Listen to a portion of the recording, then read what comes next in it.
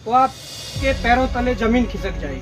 100 में से 89 नंबर लाने वाले, 87 नंबर लाने वाले, 85 नंबर लाने वाले आज नियुक्त नहीं होंगे।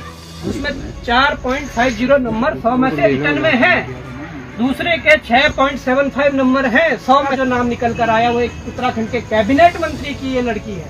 100 में से जो 4, 5, 6 नंबर ले आए हैं, ऐसे कई नाम है। ये आज फाइनल सिलेक्शन ले चुके हैं और 5400 ग्रेड पे की नौकरी पर बैठेंगे। जो कैबिनेट मंत्री की बेटी का नाम है उसमें आप देख, अभी हमारे जो कैबिनेट मंत्री समाज कल्याण, उत्तराखंड में सरकारी नौकरियों की धांधली अपनी चरम सीमा पर पहुंच गई है।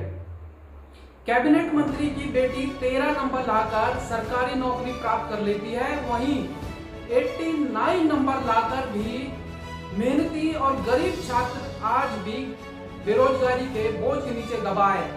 यही नहीं, 4, 6, 13 इस तरीके के नंबर लाने वाले बच्चे आज सरकारी अधिकारी बन चुके हैं। वहीं 89, 80 प्लस से ऊपर जो नंबर लाए हैं वो आज बेरोजगार घर पर बैठे हैं।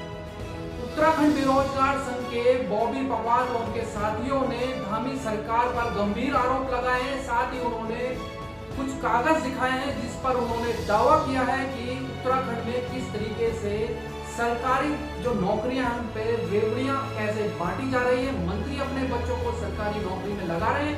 आप और हम पाकिस्तान से आई सीमा हैदर और पाकिस्तान गई अंजू के लव स्टोरी के स्टेटस अपने फोनों में लगा रहे हैं। सुनिए वो क्या कह रहे हैं। अगर आप मामले को सुनोगे तो आपके पैरों तले जमीन खिसक जाएगी। उत्तराखंड चिकित्सा सेवा चयन बोर्ड, अब इन्होंने चिकित्सा अधिकारी, आयुष एवं यूनानी जो चिकित्सा अधिकारी है, 5400 ग्रेड पे की नौकरी है, इसके लिए इस बोर्ड ने पद निकाले और परीक्षाएं करवाई, नियुक्तियां कर रहे हैं। गजब की बात यह है कि यह विभाग खुद मुख्यमंत्री धामी के पास है और इसमें धामी जी की धूम देखिए किस प्रकार से चल रही है। जब ये परीक्षा होती है, इस परीक्षा में एक परीक्षा, लिखित परीक्षा होती है, उसके बाद इंटरव्यू होता है और फिर सिलेक्शन होता है। इसमें लिखित परीक्षा केवल और केवल सिर्फ इसलिए कराई जाती है कि बच्चों को छटनी करके इंटरव्यू में भेजेंगे और फाइनल जो सिलेक्शन होगा इंटरव्यू के नंबरों के आधार पर होगा। उस रिटर्न में ये मैं बता रहा हूँ, जैसे ऊपर से नीचे तक देखिए 89.25, 87.25, ये सारे बच्चे 100 में से इतने इतने नंबर लेकर आते हैं। ये बहुत लंबी लिस्ट है। ये मैं कुछ आप लोगों को दिखा रहा हूँ, इसलिए कुछ चुनिंदा नाम मैं ले रहा हूँ। ये 89 से लेकर 65 तक मैंने नाम लिए हैं। ये बहुत लंबी लिस्ट है और 100 में से 89 से लेकर अपने अनुसार, क्षमता के अनुसार उन्होंने नंबर प्राप्त किए हैं।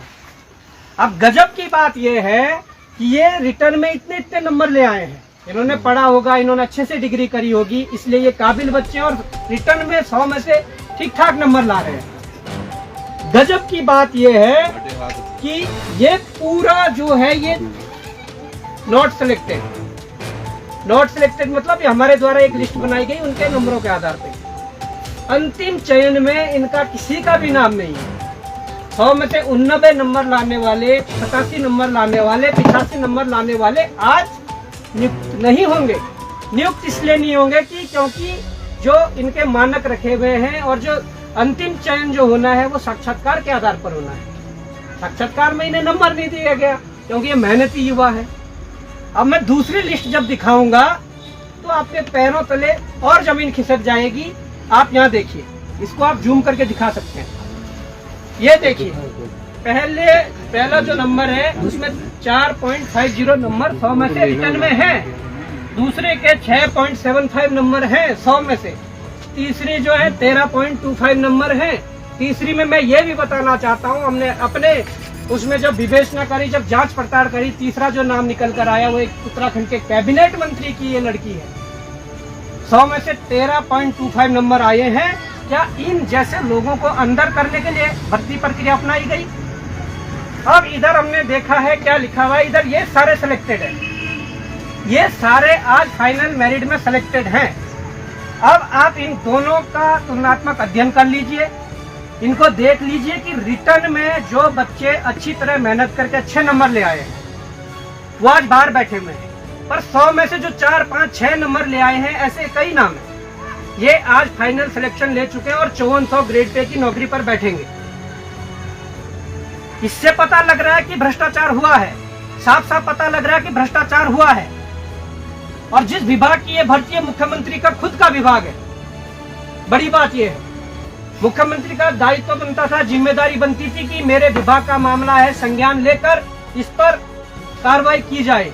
परंतु संरक्षण अगर ऊपर से मिल रहा हो, अगर मुख्यमंत्री ऐसा चाह रहा हो कि जो ये हुआ है सही हुआ है, होने दो, वो क्यों कार्रवाई करेंगे?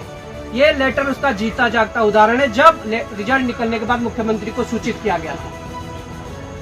अब सबसे बड़ी बात यह है कि ये रिटर्न के मैंने बता दिए कि जिनके 4-5 नंबर है, 6 नंबर है, उनका सिलेक्शन आज 5400 ग्रेड पर होगा।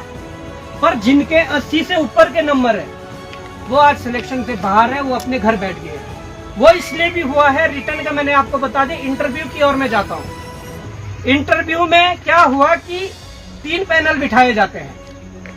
3 पैनलों में 3-3 व्यक्ति बिठाए जाते हैं, जिनकी संख्या कुल 9 हो जाती है। इंटरव्यू में कुल 60 नंबर का इंटरव्यू होता है, उसके आधार पर फाइनल सिलेक्शन होना है।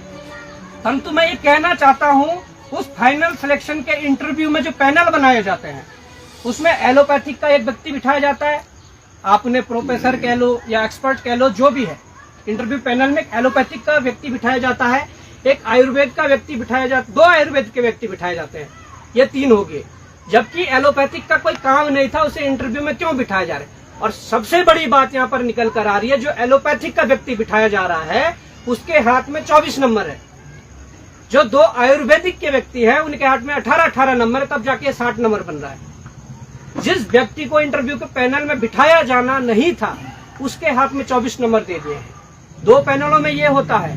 परंतु गजब की बात यह है कि तीसरे पैनल पर जब हम जाएंगे, तो वहां पर नॉन मेडिकल का एक बंदा बिठाया जाता है 2 आयुर्वेद वालों के साथ। नॉन मेडिकल वाले के हाथ में 24 नंबर होते हैं।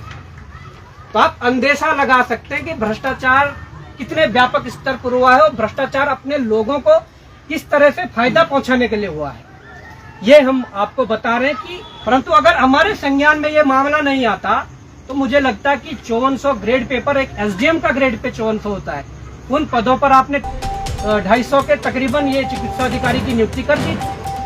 और अभी कि प्रदेश के युवाओं को, प्रदेश के अभिभावकों को लग रहा होगा कि सरकार अच्छा काम कर रही है, क्योंकि वहां अखबार पहुंच रहे हैं। अखबार में आप देख रहे हैं कि सरकार जो छपवाना चाह रही है वो छप जाता है। किस तरह हमारा उत्तराखंड चल पड़ा है, ये सोचने की बात है। जो कैबिनेट मंत्री की बेटी का नाम है, उसमें आप देख सकते हैं, मैंने जिक्र भी किया, 3रे नंबर पे जो उस लिस्ट में नाम चल रहा था, जिनके 13.25 नंबर। मुझे कोई इसमें गुरेज नहीं है नाम बताने में, मैं सीधे से कह रहा हूँ क्योंकि हमने अपने स्तर पर पूरा वेरीफाई कर लिया है। अभी हमारे जो कैबिनेट मंत्री, समाज कल्याण मंत्री थे, स्वर्गीय चंदन राम दास जी, अभी उनका ही देहांत हुआ है कुछ 1.5-2 महीने पहले। उनकी ये लड़की का सिलेक्शन है। देखिए, हम किसी मंत्री की, अधिकारी की बेटियों पर यह आरोप नहीं लगा रहे कि आप परीक्षाओं में ना बैठे, आप परीक्षाओं में ना निकले, परंतु हम ये कहना चाह रहे हैं कि जो हदें पार की गई है, 100 में से जो 4-4, 5-5 नंबर वालों को लिया गया है और फाइनल सिलेक्शन उनके हो रखे हैं, और बड़े बड़े जो नंबर लाए हुए हैं, जो 89 नंबर लाए हुए हैं, जो 87 नंबर, 85 नंबर लाए हुए हैं, आज वो बाहर बैठे हुए हैं, तो भ्रष्टाचार कैसे, क्यों?